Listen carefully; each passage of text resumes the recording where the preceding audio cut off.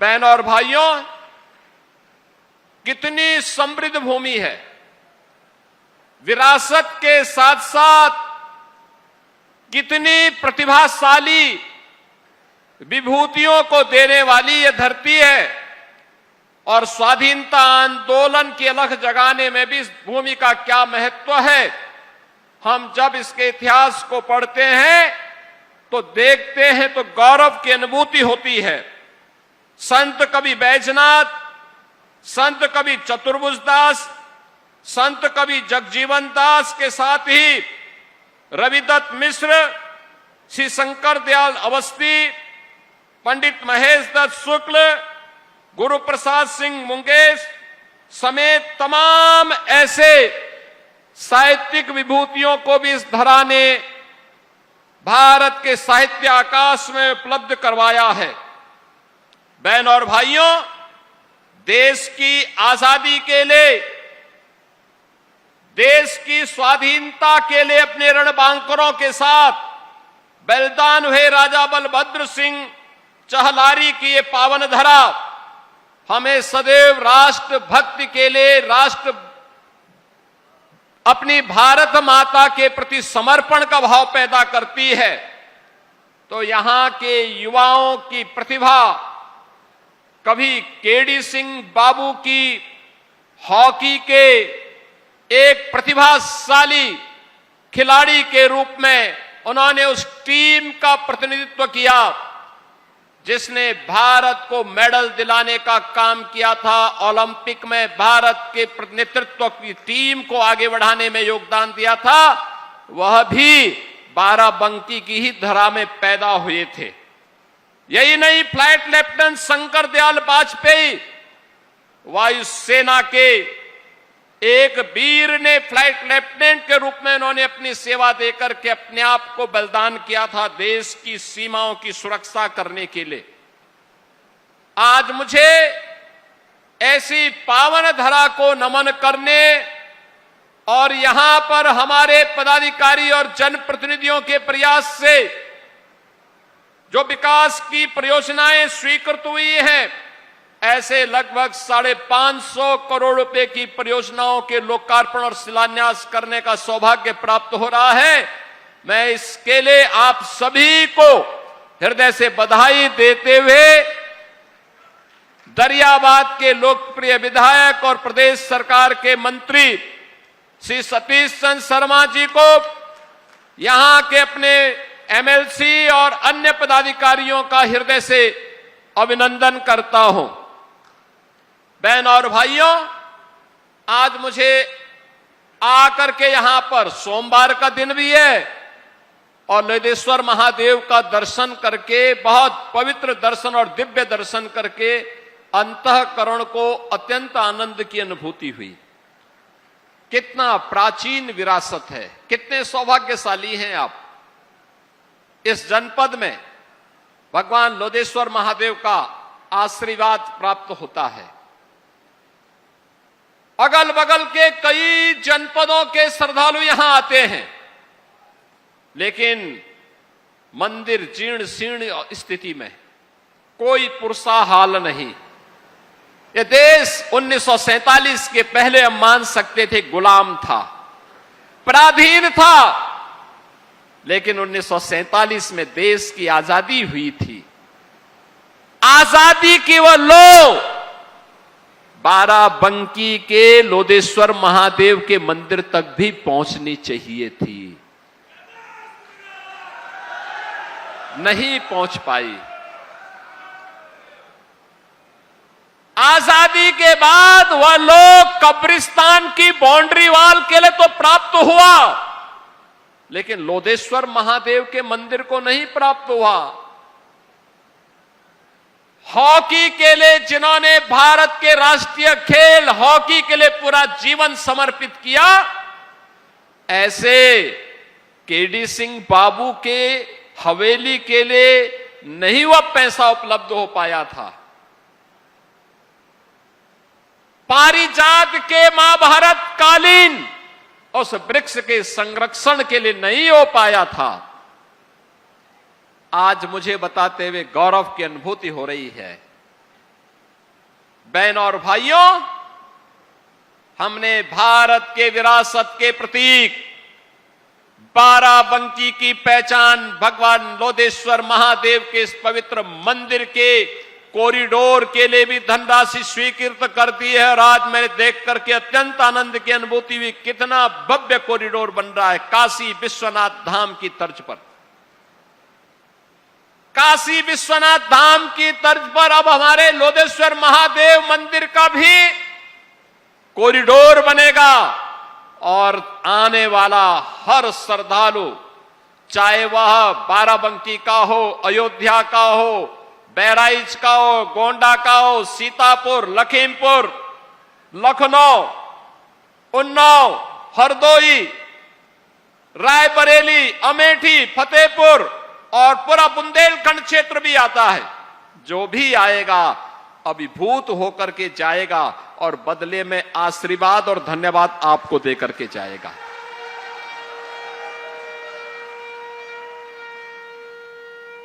आप सरकार का सहयोग कर रहे हैं, सरकार का गठन कर रहे हैं, सरकार कार्य कर रही है और धन्यवाद भी आप भी प्राप्त करेंगे। बहनों और भाइयों, यही काम तो हमारी सरकार ने किया है। अभी हम गोला गोकर्णनाथ में भी ऐसा ही भव्य कॉरिडोर का निर्माण कर रहे हैं, भव्य कॉरिडोर।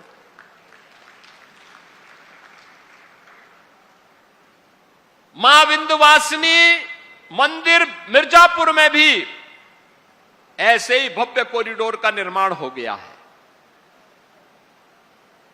काशी एक नव्य और दिव्य काशी के रूप में चमक गई है। आज से 9 वर्ष पहले कोई काशी जाता था, संकरी गलियों से जाना होता था, गंदगी रहती थी। आज काशी जाएंगे, भव्य और नव्य काशी के रूप में, दिव्य काशी के रूप में दर्शन होते हैं। अंतःकरण से जो भी आता है देश भर से, हम लोगों को भी 2 शब्द धन्यवाद का दे करके जाता है। कितना भव्य दर्शन कर हुआ है भगवान का। आज अयोध्या कोई आता है, अभिभूत होकर के जाता है। पूरे उत्तर प्रदेश वासियों को धन्यवाद प्राप्त होता है। उत्तर प्रदेश वासी देश के अंदर कहीं जाते हैं, आज उसे सम्मान प्राप्त होता है। जब कोई स्पोर्ट्स पर्सन देश भर का या खास तौर पर हॉकी का कोई खिलाड़ी, हॉकी में 36 वर्ष के बाद भारत की टीम ने ओलंपिक में मेडल जीता। उससे पहले केडी सिंह बाबू और मेजर ध्यानचंद जी के समय में ही भारत लगातार 3 बार ओलंपिक में मेडल जीता था, लगातार 3 बार गोल्ड मेडल जीता था। बहनों और भाइयों, कोई भी जब देखेगा कितना दुख हुआ था लोगों को जब समाजवादी पार्टी के समय में हॉकी के इस महान खिलाड़ी ने, जिसने पूरा जीवन भारत के राष्ट्रीय खेल हॉकी के लिए समर्पित किया था, और कितना हृदय विदारक क्षण था जब उनकी हवेली बिकने की नौबत आई थी। तब हमारी सरकार आई थी, हमने कहा केडी सिंह बाबू की हवेली बिकेगी नहीं, सरकार उसका पैसा चुकाएगी और केडी सिंह बाबू की स्मृति को हम पुनर्जीवित करेंगे। हर युवा के लिए एक प्रेरणा है, हर भारतीय के लिए एक प्रेरणा है। आपने कल देखा होगा रात्रि को जब फीफा का स्पेन और अर्जेंटीना का मैच चल रहा था, क्या लोगों में जज्बा था। 2 देश लड़ रहे थे, एक दक्षिण अमेरिका का अर्जेंटीना है और एक यूरोप का देश है स्पेन। दोनों टीमों के बीच संघर्ष चल रहा था, खूब लड़ाई ली जा रही थी फुटबॉल के लिए, और कैसे उनके समर्थक अभिभूत हो रहे थे। मैच हो रहा था अमेरिका में, न्यू जर्सी में मैच चल रहा था। मैं देख रहा था लोगों के उस जज्बे को। ऐसे ही हॉकी जब चलती है, पूरे भारत की निगाहें स्वतः स्फूर्त भाव के साथ उसमें लगती है, क्योंकि भारत का खेल है और इसको नई ऊंचाई प्रदान की थी मेजर ध्यानचंद जी ने और केडी सिंह बाबू की जोड़ी ने एक नई ऊंचाई दी थी। और केडी सिंह बाबू की हवेली बिक जाए, ये कैसे हम स्वीकार कर सकते थे? हमने कहा नहीं, केडी सिंह बाबू की हवेली का पैसा हम चुकाएंगे और केडी सिंह बाबू के म्यूजियम का निर्माण हम वहां पे करेंगे। बहनों और भाइयों, जब अच्छी सरकार आती है तो अच्छी सरकार ऐसे ही कार्यों को करके आगे बढ़ती है। विरासत, ये विरासत सनातन धर्म की पहचान है, याद रखना। इसी विरासत के संरक्षण के लिए, सनातन मूल्यों की रक्षा करने के लिए, यहां पर जो मैं कह रहा था कि अलग अलग समय में अलग अलग महापुरुषों ने अपना योगदान दिया। राजा बलभद्र सिंह चलारी जी ने भी अपना बलिदान इसी बात को लेकर के दिया था। देश की आजादी के लिए अपने रणबांकुरों के साथ उन्होंने ब्रिटिश हुकूमत की चूलें हिला दी थी। मात्र 18 वर्ष की उम्र में वो लड़े थे। मात्र 18 वर्ष, क्या उम्र होती है 18 वर्ष की, लेकिन देश की आजादी के लिए उससे बढ़कर के कुछ नहीं हो सकता। और यही तो काम किया था राजा बलभद्र सिंह ने, यही काम किया था कवि लाखन पासी जी ने, यही काम तो किया था देश की इसी गुलामी से मुक्त करने के लिए, देश की स्वाधीनता को बनाए रखने के लिए महाराजा बिजली पासी ने। यही तो योगदान दिया था महाराज सोहेलदेव ने, यही तो योगदान दिया था महाराणा प्रताप ने, छत्रपति शिवाजी महाराज ने और गुरु गोविंद सिंह जी महाराज ने।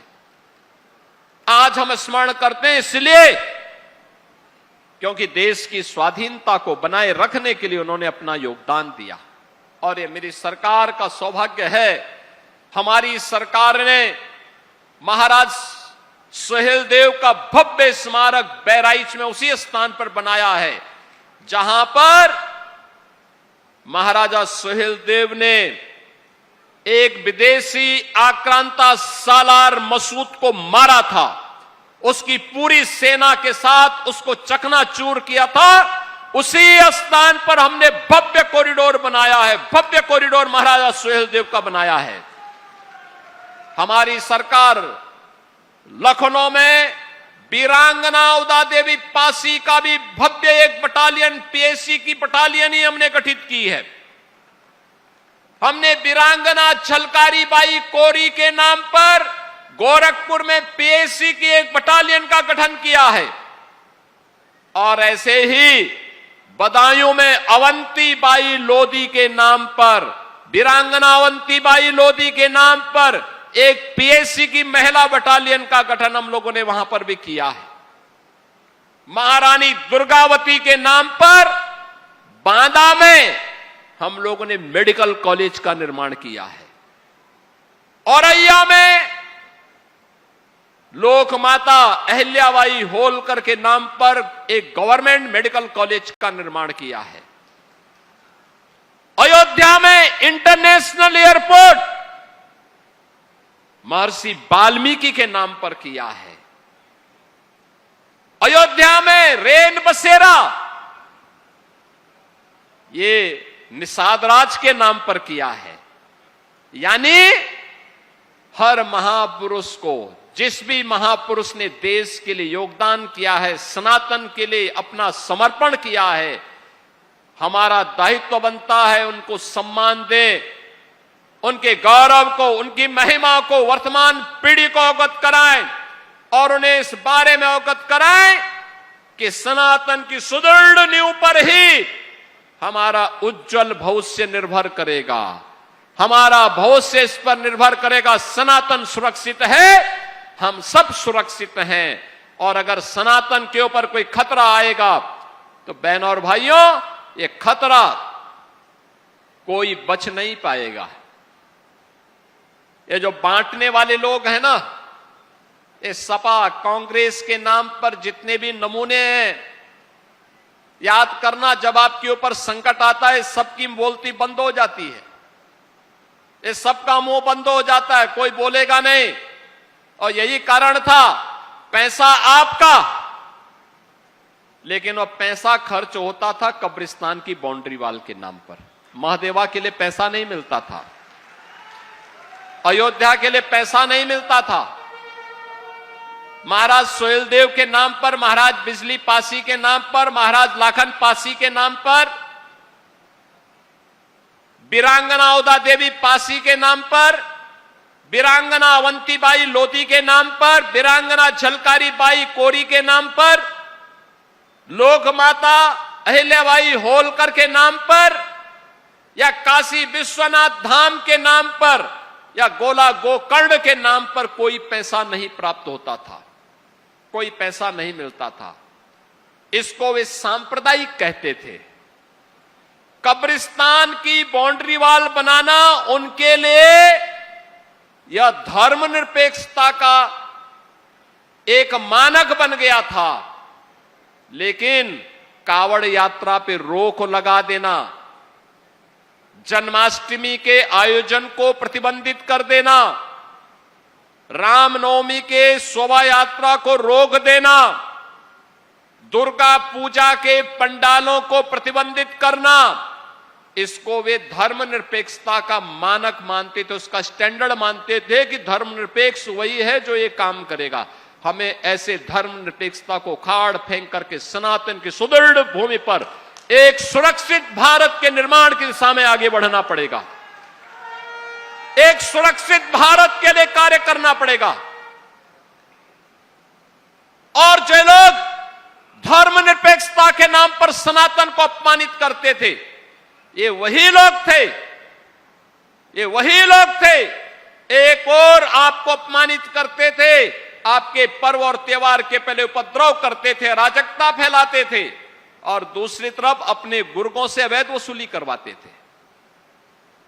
यानी उन्होंने कोई निवेश तो किया नहीं, क्योंकि अराजकता थी, कर्फ्यू था, दंगा था। तो वे लोग क्या करते थे, गांव गांव में, शहर शहर में उन्होंने कट्टा और बम बनाना शुरू करा दिया। उस कट्टे और बम से फिर व्यापारी लूटा जाता था, बेटी की इज्जत के साथ खिलवाड़ होता था। और आज कट्टा और बम नहीं, अब तो लखनऊ में ब्रह्मोस मिसाइल बन रही है। ब्रह्मोस मिसाइल एक बार जब दागा जाता है ना, तो पाकिस्तान से लेकर के उसके आका तक सबकी नींद उड़ जाती है और सब बाप बाप कह करके चिल्लाते हुए दिखाई देते हैं। यह है आज के भारत की ताकत। आज ब्रह्मोस मिसाइल बन रही है, आज डिफेंस मैन्युफैक्चरिंग कॉरिडोर का एक नया केंद्र यूपी बन गया है। अब बेटी भी सुरक्षित है और व्यापारी भी सुरक्षित है, तो बड़े बड़े निवेश आ रहे हैं और यूपी के नौजवानों को यूपी के अंदर ही काम भी मिल रहा है, नौकरी मिल रही है। सरकार का पहले के सिद्धांत, स्पष्ट सिद्धांत है, पहले दिन ही हमने कह दिया था कि सरकार बिना भेदभाव के कार्य करेगी, किसी के साथ भेदभाव नहीं करेगी।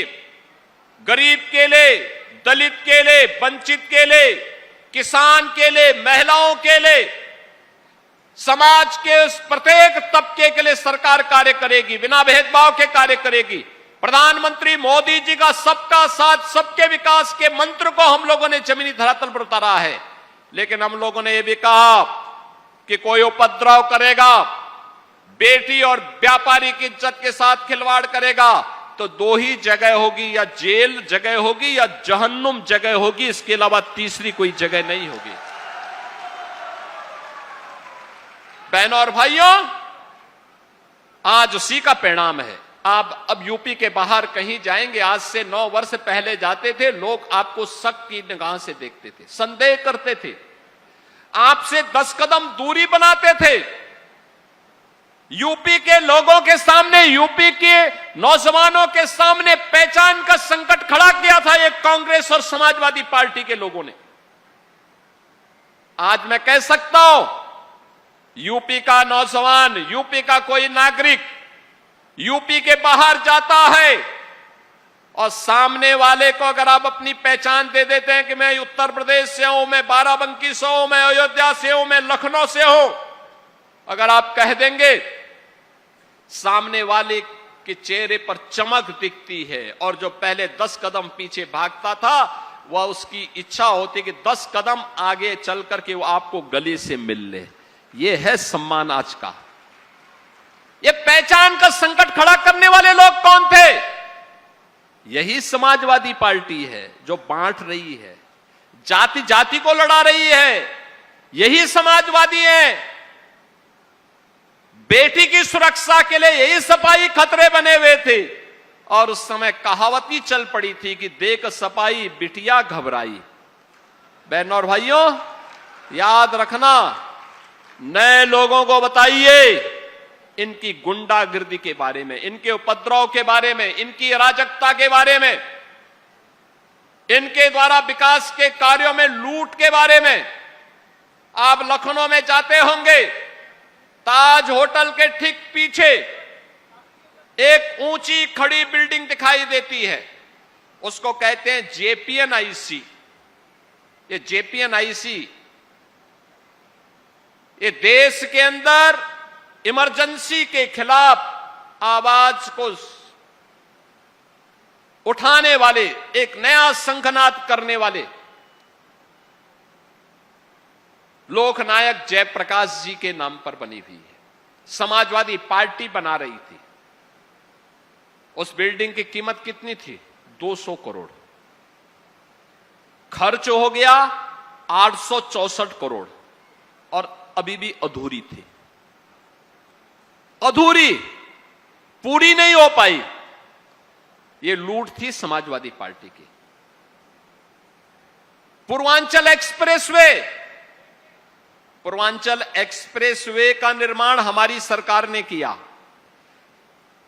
और एक्सप्रेसवे का शिलान्यास जब हमने किया, उससे पहले समाजवादी पार्टी भी उसका शिलान्यास कर चुकी थी, लेकिन काम प्रारंभ नहीं किया। टेंडर उन्होंने अवार्ड कर दिए थे, आमंत्रित कर दिए थे। हमने जब उस समय इनका एस्टिमेट देखा तो था 11,200 करोड़ का, 15,200 करोड़ का। 6 महीने तक काम नहीं हुआ। मैंने पूछा भाई कार्य क्यों नहीं हो रहा है? पता लगा कि साहब जमीन नहीं है। तो मैंने कहा भाई जमीन लो।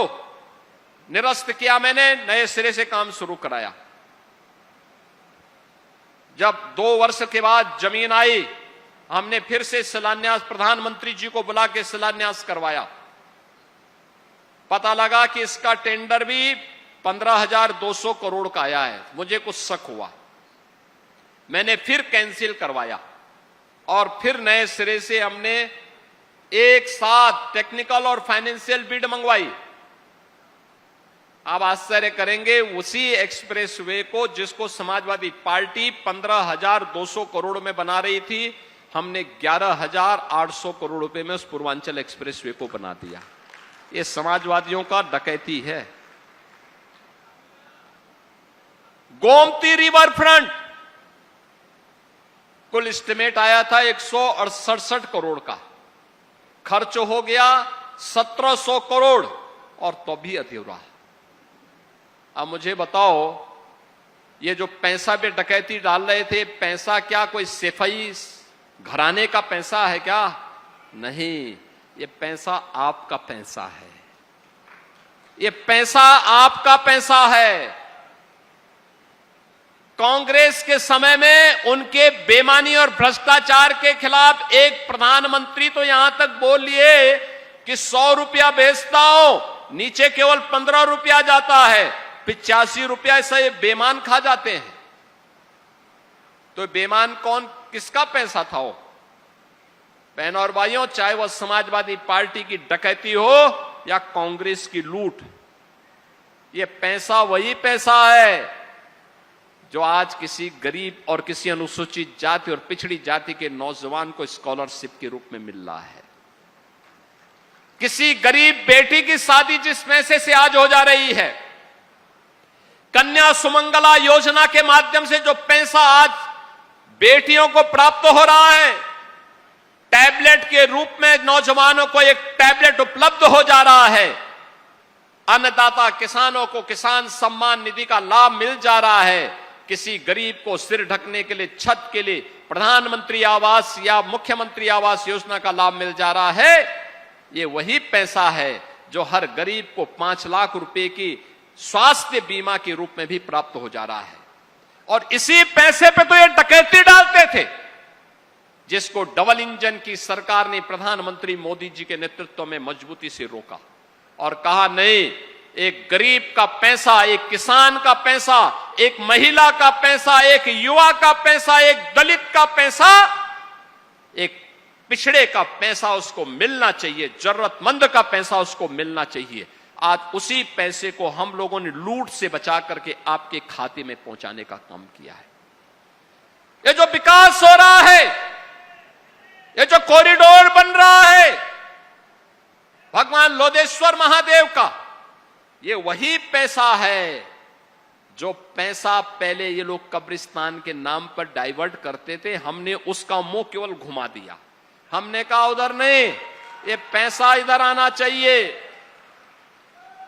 ये पैसा इधर आना चाहिए। भगवान लोधेश्वर महादेव का कॉरिडोर बनेगा तो भगवान लोधेश्वर महादेव की कृपा से बाराबंकी विकास करेगा। युवाओं की नौकरी पे सेफाई सिंडिकेट का कब्जा था, नीलामी होती थी नौकरी। आज तो मुझे अच्छा लगता है जब मैं लखनऊ में नियुक्ति पत्र वितरित करता हूं तो बाराबंकी का नौजवान में भी, पुलिस में भी भर्ती होता है। Uttar Pradesh public service commission में एसडीएम भी बनता है, डिप्टी एसपी भी बनता है। केडी सिंह बाबू की विरासत को आगे बढ़ाने के लिए स्पोर्ट्स कोटे से भी नौकरी मिलती है। हर एक स्तर पर आज बाराबंकी आगे बढ़ रहा है। प्रगतिशील किसानों की एक लंबी श्रृंखला भी बाराबंकी ने दी है और प्रधानमंत्री जी ने उसको एप्रिशिएट करते हुए कैसे पद्म पुरस्कार बाराबंकी के ही श्री राम शरण वर्मा जैसे प्रगतिशील किसानों को प्राप्त होता है। बहन और भाइयों, इसी की तो कमी थी, पहले इसी की कमी थी। ये लोग आज भले ही कुछ बोले, लेकिन इनका वास्तविक चरित्र सनातन विरोधी है। इनके कार्य डकैती डालने जैसे हैं। जनता के हक पर, विकास की परियोजनाओं पर ये लोग डकैती डालने का काम करते थे और इनके कारनामे ऐसे थे जो उत्तर प्रदेश वासियों के सामने पहचान का ही संकट खड़ा कर देते थे। आज यूपी आगे बढ़ रहा है। बॉटम 3 से टॉप 3 इकोनॉमी के रूप में यूपी आगे बढ़ा है। आज आप देखते होंगे, प्राकृतिक आपदा आती है, बाढ़ आती है, सरयू मैया में पानी आता है, लेकिन बाढ़ बचाव के पुख्ता उपाय किए जा रहे हैं। अस्थायी समाधान की तरफ हम जा रहे हैं। गोमती आदि गंगा के रूप में मां गोमती के सुंदरीकरण और उसके पुनरुद्धार के कार्य को आगे बढ़ाया जा रहा है। और जो मैंने पहले भी कहा, स्टेट कैपिटल रीजन के रूप में बाराबंकी के जो दोनों हाथों में लड्डू है, एक तरफ लखनऊ है और दूसरी तरफ अयोध्या है, तो दोनों के बीच में बाराबंकी अपनी एक नई पहचान के साथ विकास आपका कोई रोक नहीं सकता है, कोई रोक नहीं सकता है। जो विकास लखनऊ तक आएगा वो बाराबंकी तक जरूर आएगा और जो अयोध्या आएगा वह बाराबंकी तक जरूर आएगा।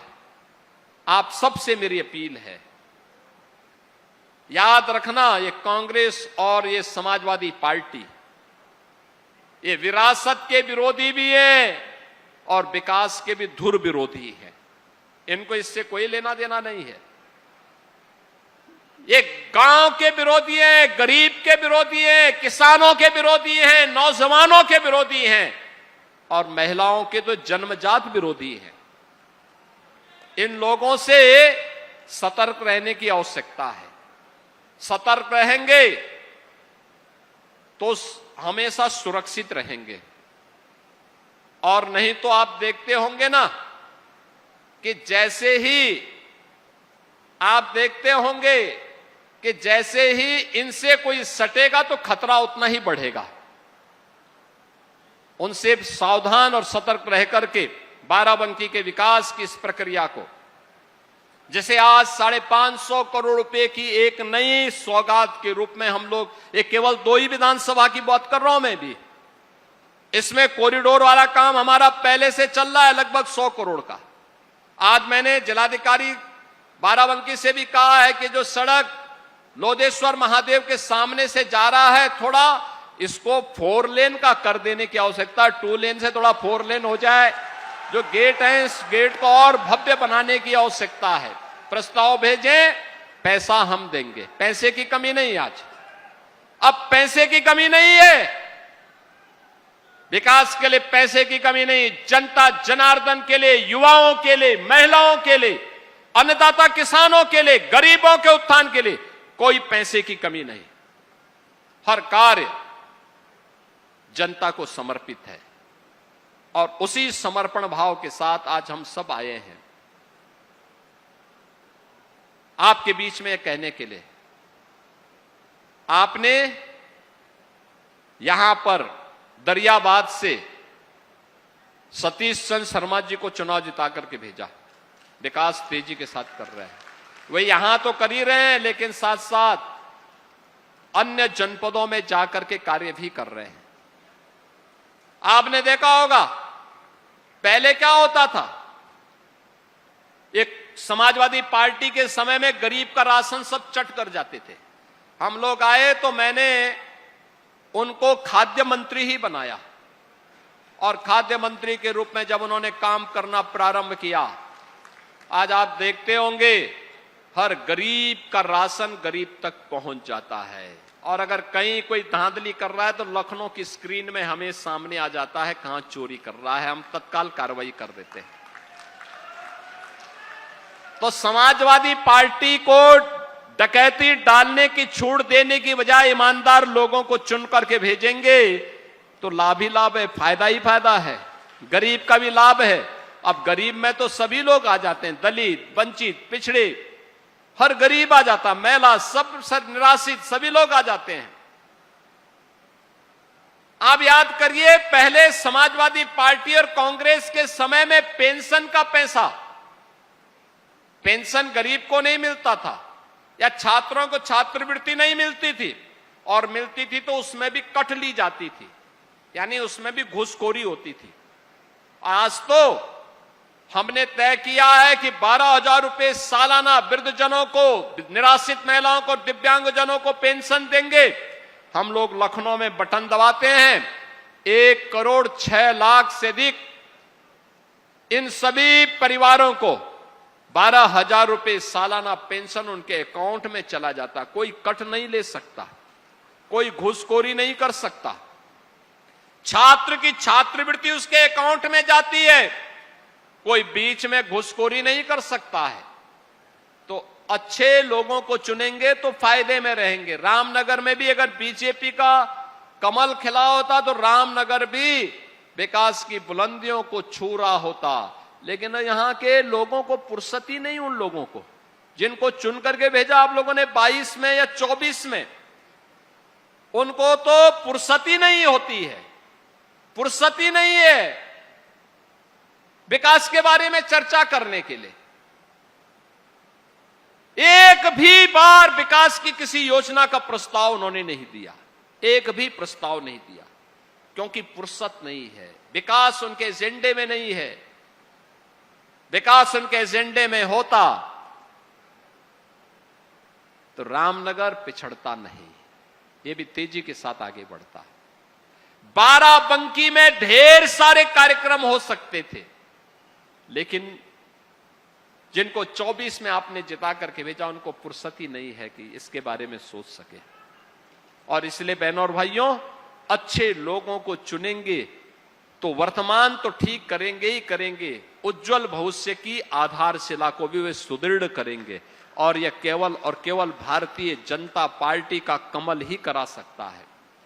मुझे बहुत अच्छा लगा, भगवान लोदेश्वर महादेव की पूजा करते समय वहां पर भगवान लोदेश्वर महादेव को मुझे बहुत सुंदर कमल चढ़ाने का अवसर प्राप्त हुआ।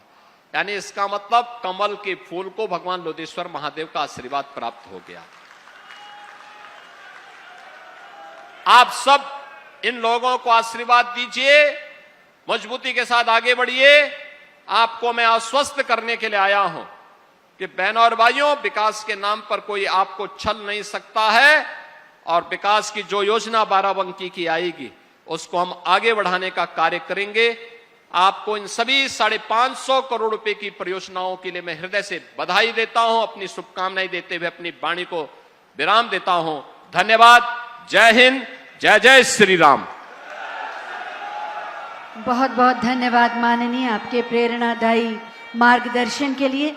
और अब जिला बाराबंकी की ओर से पारिजात वृक्ष का एक प्रतिमा माननीय मुख्यमंत्री महोदय को दी जाएगी और जनप्रतिनिधियों की तरफ से महादेव के आशीर्वाद स्वरूप त्रिशूल दिया जाएगा। जिला बाराबंकी के लोगों की ओर से पवित्र पारिजात वृक्ष की प्रतिमा माननीय मुख्यमंत्री जी को प्रदान की गई। बहुत बहुत धन्यवाद माननीय मुख्यमंत्री महोदय, आपके मार्गदर्शन, सानिध्य और सामीप्य का। जोरदार तालियों के प्रणाम के साथ उन्हें विदा दें।